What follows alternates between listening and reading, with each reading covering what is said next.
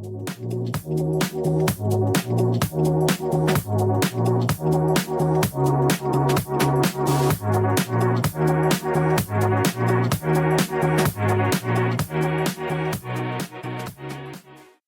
guys, welcome back to the Children of Light podcast.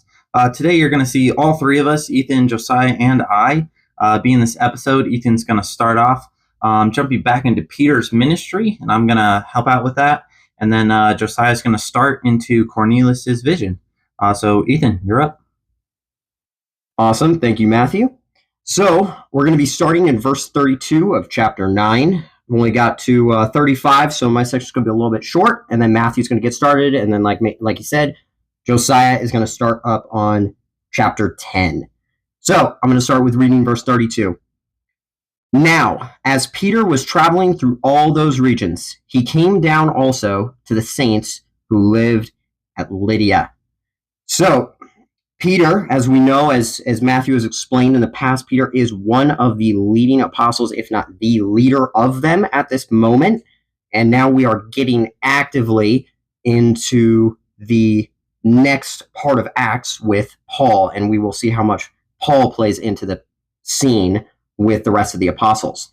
But Peter is actively obeying Jesus and traveling through these regions, as we see, to encourage and bring up other believers in the ministry of the Lord.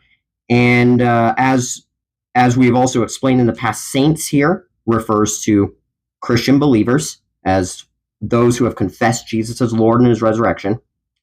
And then a little technical side note on here is Lydia, depending on how you pronounce it, is a town in the region of Sharon, and it's about 25 miles northwest of Jerusalem. So Peter is now going beyond Jerusalem in a sense, and the apostles are all starting to go beyond this area now to minister the gospel and to preach forth the gospel here. So we have, I got a couple cross references here, all from Acts and then one from Ephesians. Acts 8:14 says, "Now when the apostles in Jerusalem heard that Samaria had received the word of God, they sent them Peter and John." We just went through that in 8:14. And then in a couple chapters from now, we're also going to see in chapter 11, verse 19, "So then those who were scattered because of the persecution that occurred in connection with Stephen made their way to Phoenicia and Cyprus and Antioch, speaking the word to no one except the Jews alone." So we see that they're still proclaiming the gospel, and they're going to continue to proclaim throughout these regions.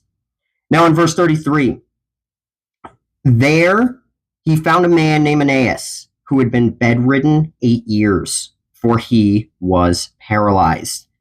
So here we see Peter. He encounters this man. His name is Aeneas. We don't know anything else about this man, but what we understand is that this man has been completely paralyzed all of his life. He's been, for 8 years, not all of his life, but paralyzed and bedridden. And this condition, it was seemingly hopeless from this scenario. And that highlighted Peter's ministry of what was about to happen, the miraculous thing that was about to happen, which is not new for Peter or the other apostles to do.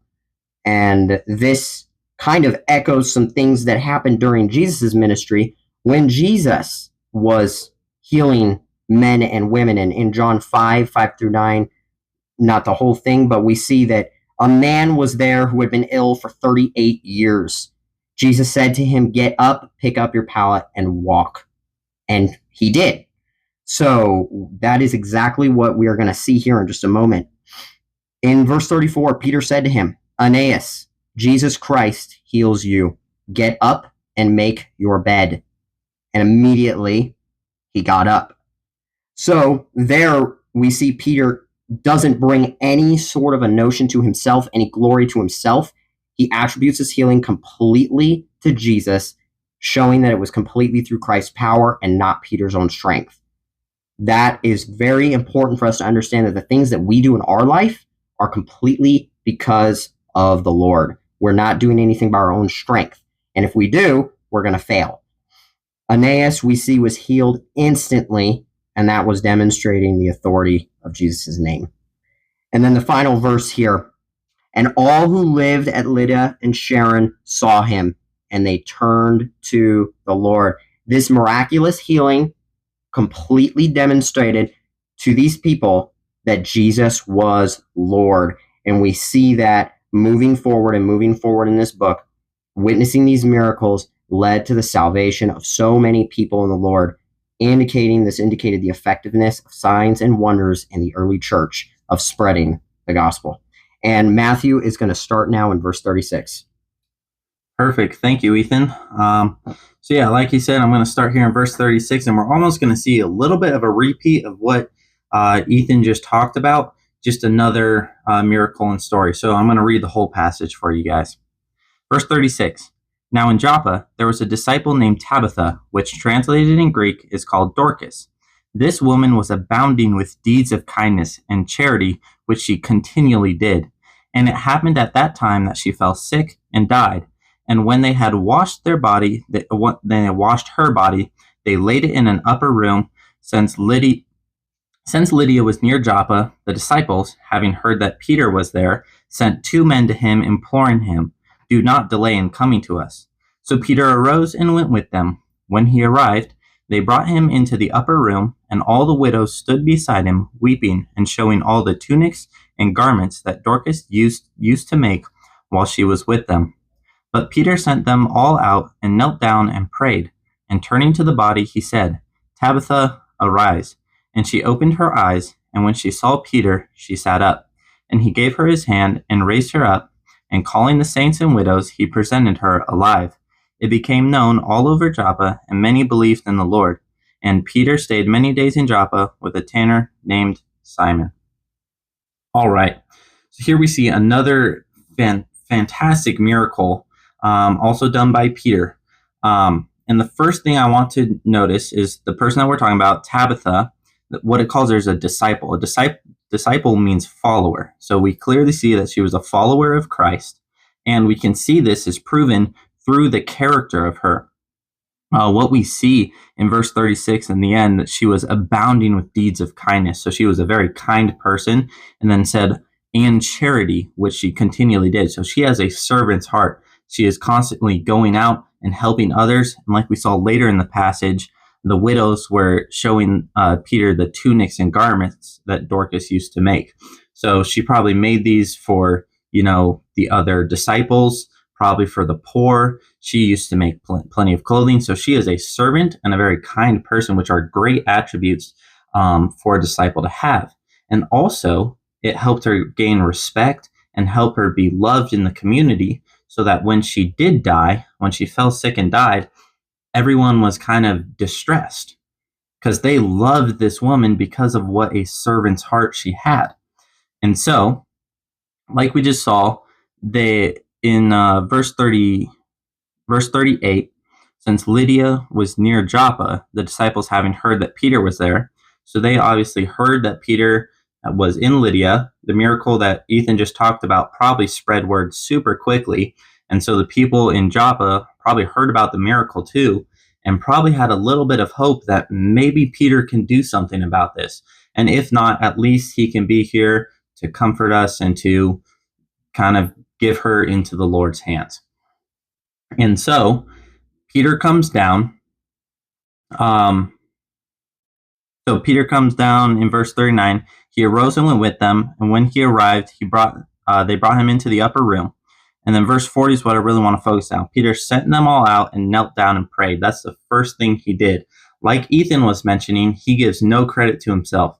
The first thing he does is he goes to God and relies on God's power for this miracle. And then he says, "Tabitha, arise." She opens her eyes. When she saw Peter, she sat up. So it was all through God's power that he raised her from the dead. And he gives no glory to himself. He goes out and he shows that she is alive to everybody else. And once again, just like with in Lydia, and all the words spread quickly and many people believed, verse 42, it became known all over Joppa and many believed in the Lord. So we see that the effectiveness of miracles here, when they're done in God's power and God's power alone, it makes many turn to God. So we see here in Lydia and in Joppa, the same thing. Miracle happens, all in God's power. Many people believe. Now, the last verse kind of seems like an outlier here, and it says, "And Peter stayed many days in Joppa with a tanner named Simon."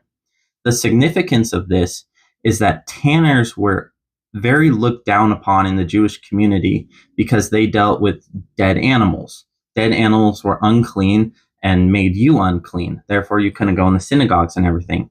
So the fact that Peter is going with them would have been a disgraceful thing. But what Peter is doing here is showing that there is no partiality when you're in Christ. Everyone is a brother and sister, no matter whether you're a Gentile, a Jew, homeless, you are rich. Peter here is showing that, hey, just because he's a tanner doesn't mean that he's not fit for the kingdom of Christ. And so I really wanted to point that out. So now we're going to jump into Cornelius' vision. And Josiah, you're going to hit that up. Right. Thank you, Matthew. So now we are going to turn towards Cornelius' story. And Cornelius is an important instrument and foundation of what will be the ministry to the Gentiles. And so Acts 10, 1 through 8 is going to kind of start that story, reading that. So starting from chapter 10, verse 1. Now there was a man at Caesarea named Cornelius, a centurion of what was called the Italian cohort, a devout man and one who feared God with all his household and gave many alms to the Jewish people and prayed to God continually. About the 9th hour of the day, he clearly saw in a vision an angel of God who had just come in and said, "Cornelius." And fixing his gaze on him and being much alarmed, he said, "What is it, Lord?" And he said to him, "Your prayers and alms have ascended as a memorial before God. Now dispatch some men to Joppa and send for a man named Simon, who is also called Peter. He is staying with a tanner named Simon, whose house is by the sea." When the angel who was speaking to him had left, he summoned 2 of his servants and a devout soldier of those who were his personal attendants. And after he had explained everything to them, he sent them to Joppa. So, starting with verse 1. Now there was a man at Caesarea named Cornelius, a centurion of what was called the Italian cohort. So if we remember from Acts 9, 26 through 31, which describes Saul's trip to Tarsus, we can remember that Saul passed through Caesarea on the way. And as a reminder, Caesarea Maritima was a coastal city along the Mediterranean Sea. It was the capital of Roman Judea and home of its prefect, which was essentially the governorship. The Italian cohort, which is also known as the Italica in some translations, was an Italian regiment of the Roman military that was present in Caesarea during that time. So a cohort, kind of explaining what that is a force of about 600 soldiers, or about 1/10 of a legion, which is 6,000 soldiers. Roman centurions typically oversaw a division of about 100 soldiers. Centurion sounding very similar to the word sentry. So Cornelius, as a Roman centurion, that was a part of this Italian cohort, would have overseen about 1/6 of this regiment. Verse 2, a devout man and one who feared God with all his household and gave many alms to the Jewish people and prayed to God continually. So I kind of want to stop and go over what alms are. So what are alms? They are defined as something of a charitable act in donations to the poor or those in need, whether food or money or some other material good. And so we're given this picture of this Roman man, this Roman citizen who prayed, he feared God, and he gave to the Jews, and his faith, someone whose faith was already acceptable in God's sight. Yeah, as we see now, Cornelius is about to learn how his salvation comes through Jesus. So the quasi-technical phrases in the Greek used to describe Cornelius as a quote-unquote God-fearer suggest that while he was a non-Jew that followed the ethnic traditions of the Jews, he was not in compliance with the Torah or the laws and rules of circumcision. So he honored the traditional part of it, but not necessarily the laws for their customs that he was required to follow. So going to verse 3, about the 9th hour of the day, he clearly saw in a vision an angel of God who had just come in and said to him, "Cornelius." So this ninth hour of the day would have been around 3 o'clock in the afternoon, since ninth hour of the day describes the ninth hour from sunrise, which for the Jewish day starts at 6 a.m. So in Acts 10:30, Cornelius describes the angel as a man who stood before him in bright clothing. So we can kind of distinguish that this man is not the Lord, but he is just an angel. So verse 4, and fixing his gaze on him and being much alarmed, he said, "What is it, Lord?" And he said to him, "Your prayers and alms have ascended as a memorial before God." So the word Lord, when Cornelius says, "What is it, Lord?" That word is used as a term of respect, much like we would use sir as a term of respect, but it is not referring to the angel as the Lord. The memorial refers to the memorial offerings that are mentioned in verses such as Leviticus 2:2 and verse 9 and verse 16. Then going to verse 5 now. Now dispatch some men to Joppa and send for a man named Simon, who is also called Peter. So again, this is still that angel that is speaking to Cornelius. Now, when the angel says, who is also called Peter, this is an important distinguishing phrase, because it provides an important distinction that Cornelius is not already familiar with this Simon. And then also kind of sets up for the next part, which is verse 6. He is staying with a tanner named Simon, whose house is by the sea. Now we have two Simons here, and this is where it can be a little bit confusing, probably especially you're having this vision, and Simon is mentioned twice. So the angel kind of phrases it in a way that distinguishes the two Simons from one another. But verse 6 also gives us some previous context on where Joppa is when the angel says, whose house is by the sea. So Joppa was a city about 30 miles south of Caesarea, and it is the site upon which modern-day Tel Aviv was built. And going to verse 7, when the angel who was speaking to him had left, he summoned two of his servants and a devout soldier of those who were his personal attendants.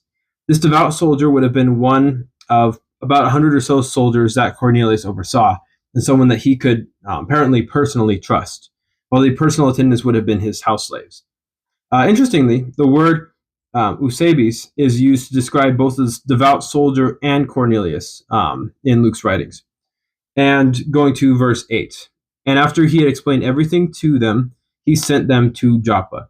This verse, it kind of just tells us that Cornelius, he had explained the visions that he received to these three men that he brought up, the details of all that he had learned, and then that he sent them off to Joppa to retrieve Simon called Peter.